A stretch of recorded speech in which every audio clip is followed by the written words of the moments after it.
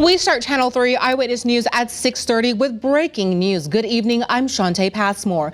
New London police are investigating the death of a 4-year-old boy and his mother has been arrested. Channel 3 Waterbury Bureau Chief Dennis Valera is live in New London. And Dennis, the police just had a briefing. What did they have to say?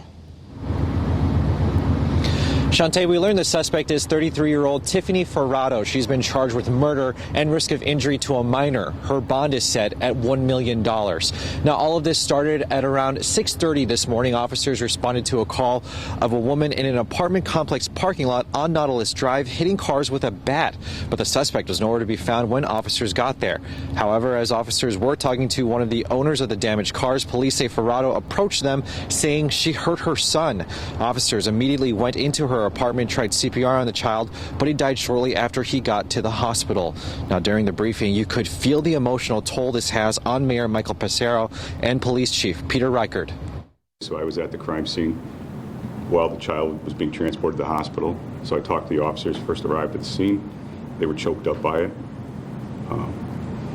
All of them there have children. A couple of them have children the same age, and it hits home. It hits you right in the guts. Now, state police did respond to this, as did the New London Judicial District State's Attorney's Office. Earlier, we spoke with a neighbor in that area. She heard this all happen. We will hear her eyewitness account later at 11. Live here in New London, Dennis Valera, Channel 3 Eyewitness News. All right, thank you, Dennis, for that update. New London's mayor tweeted out this statement about the boy's death.